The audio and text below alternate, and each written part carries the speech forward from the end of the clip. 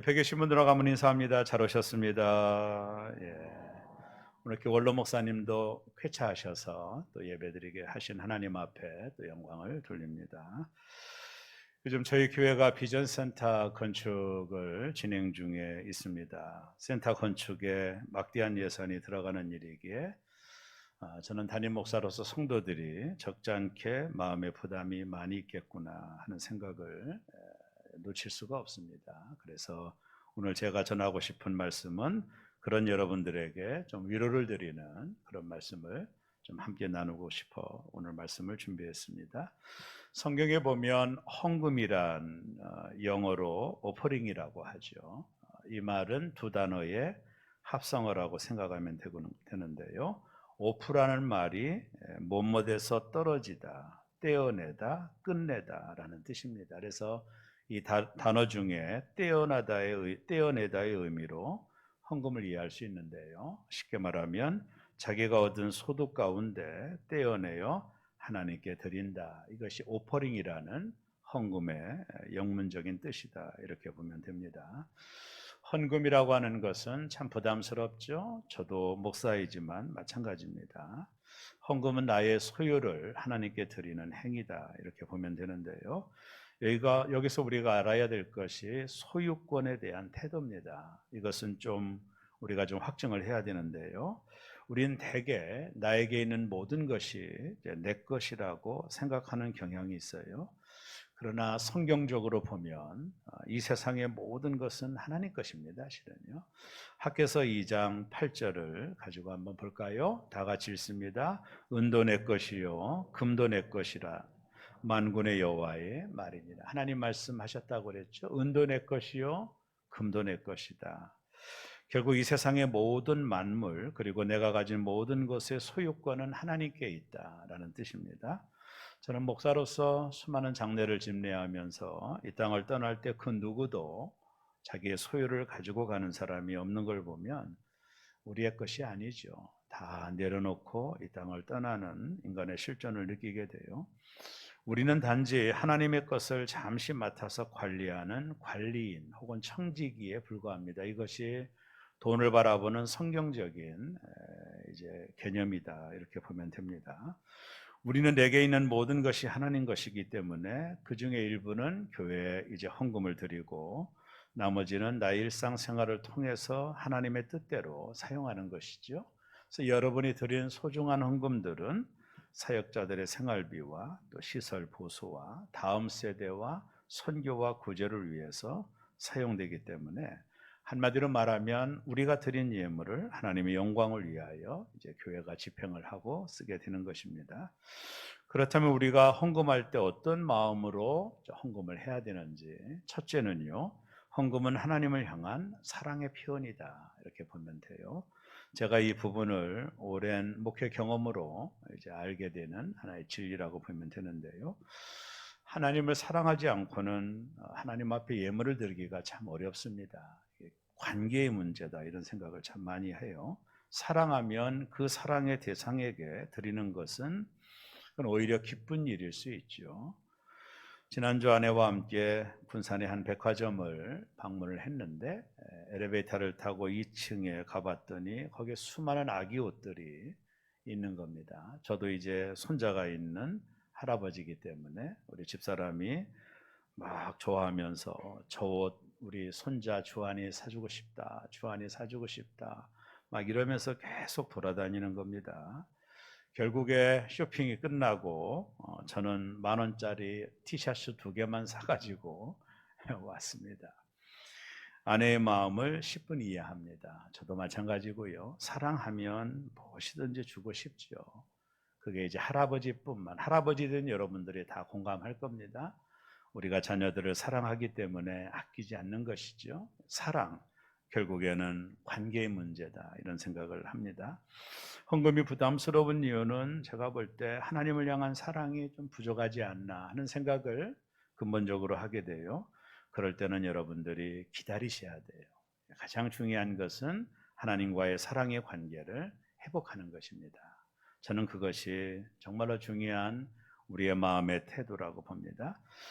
절대로 억지로 하시면 안 됩니다. 하나님을 향한 사랑을 더 느끼고 그 하나님의 사랑이 내게 부어졌을 때 즐거운 마음으로 하나님 전에 예물을 올려드리는 것이 헌금이다. 이렇게 보면 돼요. 그래서 헌금은요, 다른 사람을 눈치를 봐가며 헌금하는 게 아닙니다. 그것은 아주 조심해야 될 거예요. 또 헌금은 자기를 드러내기 위해서도 하면 안 돼요.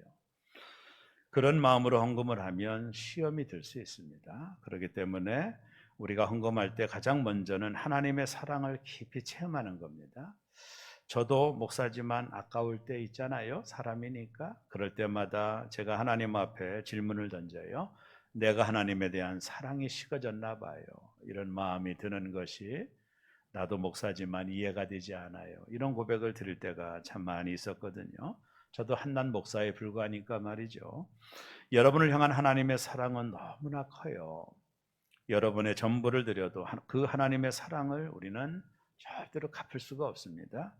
그래서 하나님은 이스라엘 백성에게 너는 행복자로다. 여호와의 구원을 너같이 얻은 백성이 누구냐? 너는 행복자다. 이렇게 말했거든요. 이 말은 우리에게 해당되는 말이죠. 우리 모두는 행복자입니다.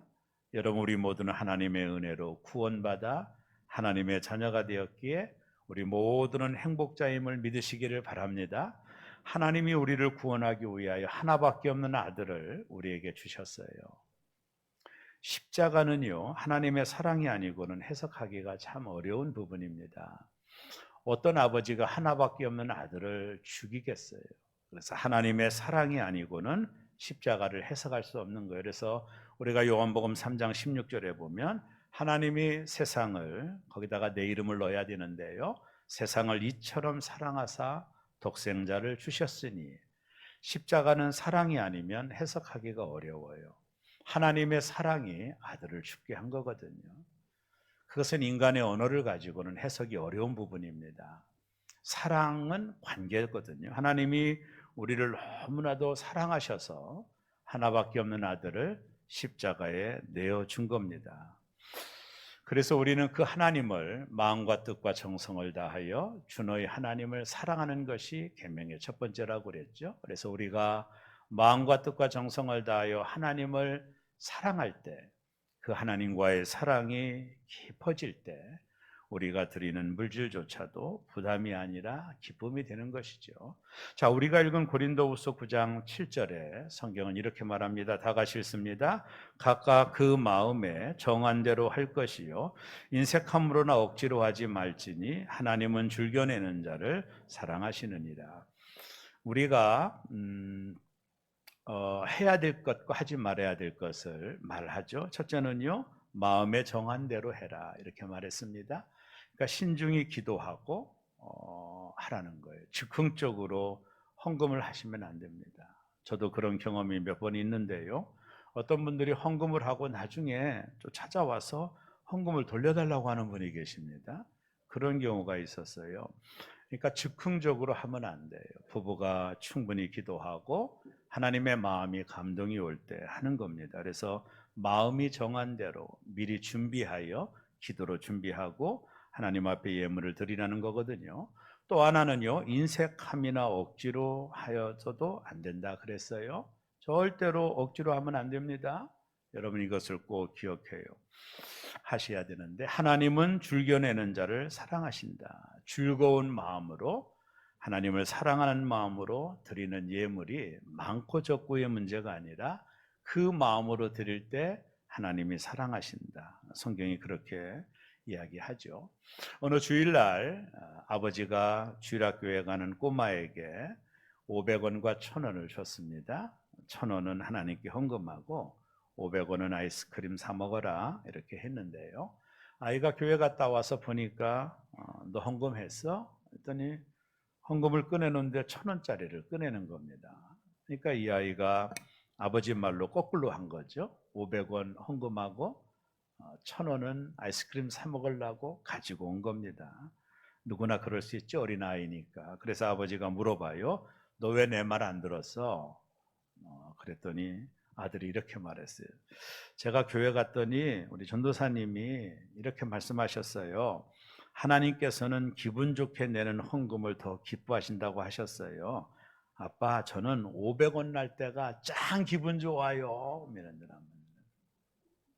재미난 이야기죠.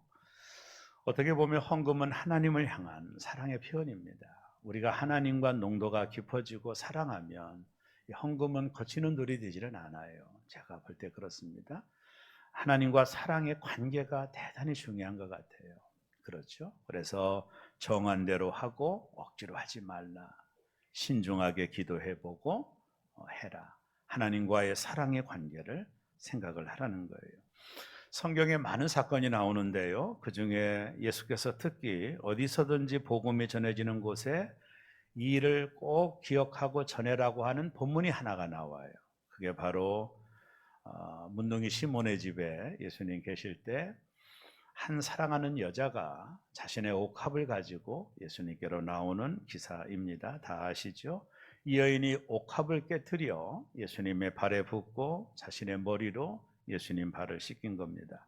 그때 성경은 이 여인이 깨뜨린 옥합의 가격을 300데나리온이다 이렇게 말하는데, 오늘날 화폐 단위로 말하면 거의 3천만 원이나 가까운 그런 결혼 자금으로 모아놓는 그런 겁니다. 근데 이 여인이 그걸 깨뜨려 예수님의 발에 부었을 때 가룟 유다가 가장 분노합니다. 저 아까운 것을 저렇게 했다고.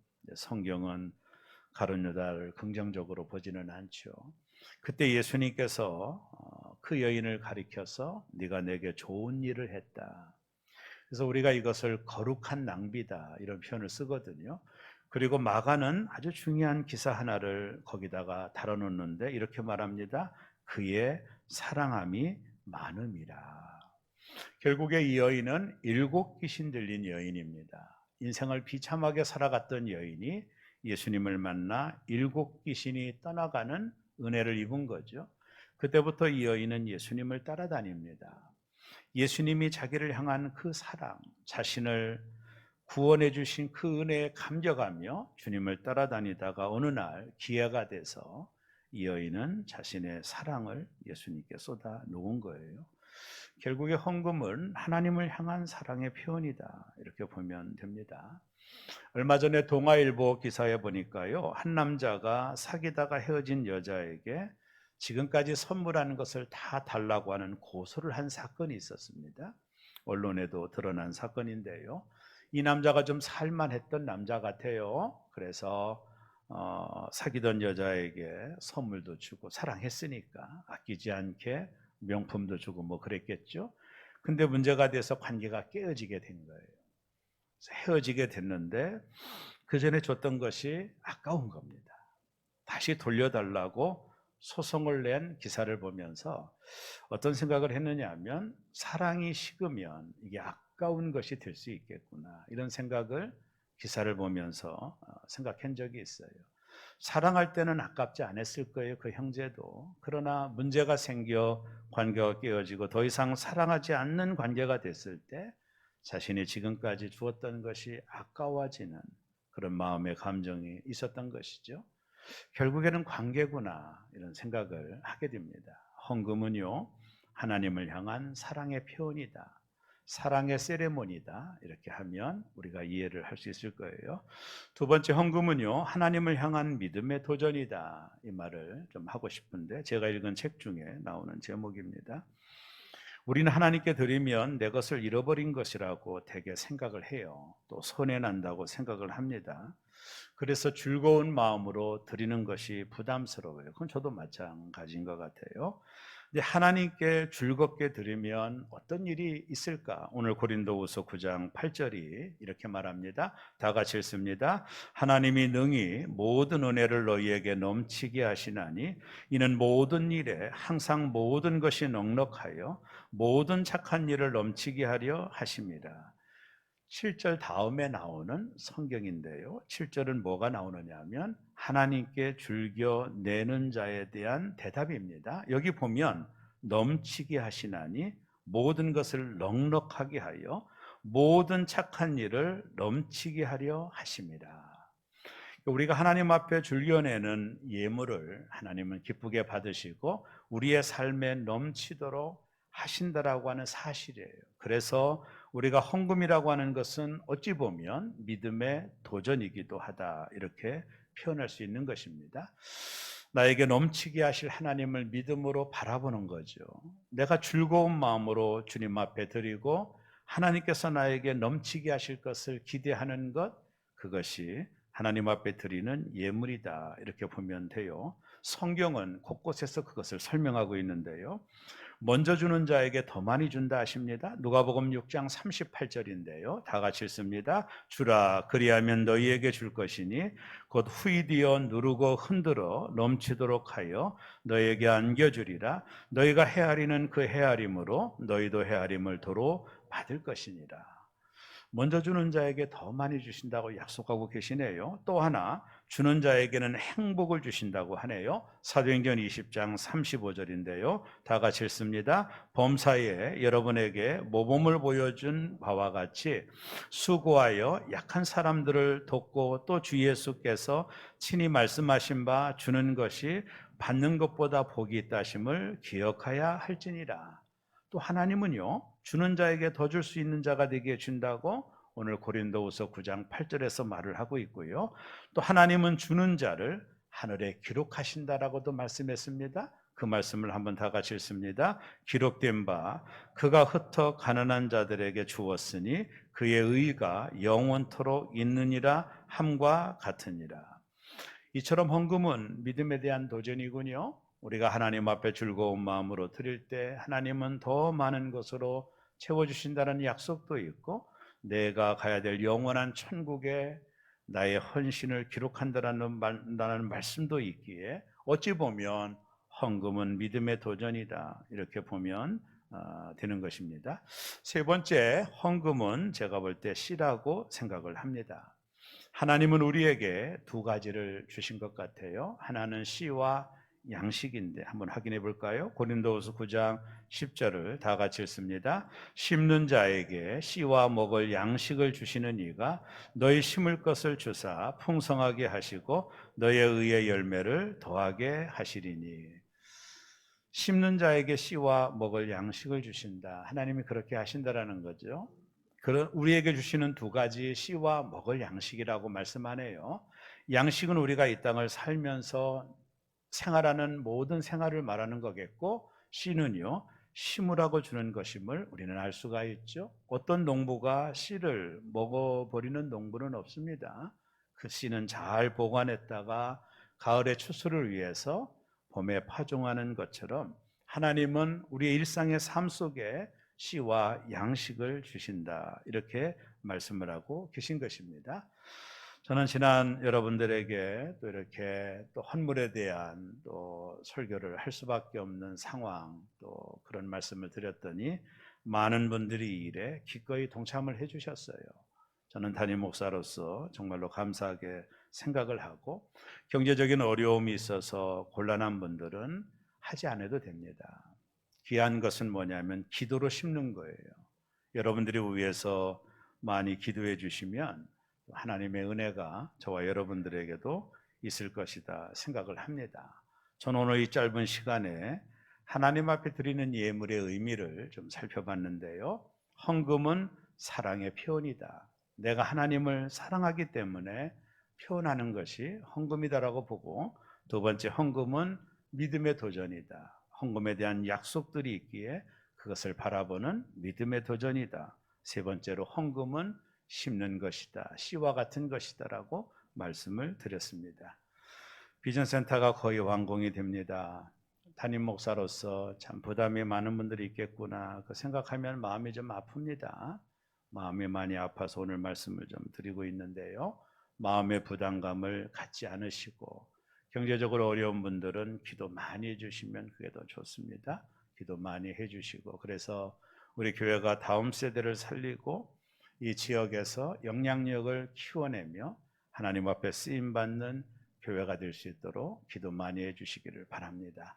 새롬 교회는 위대합니다. 여러분들에게 너무나도 담임 목사로서 감사드리고, 여러분들에게 뜻하지 않게 심적인 부담감을 드린 것도 정말로 죄송하게 생각합니다. 이번 주 모든 것들이 좀 마무리가 되고 하나님 앞에 영광을 돌릴 날이 곧 돌아오게 될 겁니다. 많이 기도해 주시고 또 많이 저를 위해서도 많이 좀 기도해 주시고 또 힘낼 수 있도록 기도해 주셔서 우리 새롬교회가 넉넉하게 모든 일들을 잘 감당하고 서로가 통역하고 서로가 한 마음이 되어서 이 일들을 감당해내서 모든 영광을 하나님 앞에 돌릴 그때를 바라보며 승리하는 여러분과 저 모두 되시기를 주의 이름으로 축원합니다. 기도하겠습니다.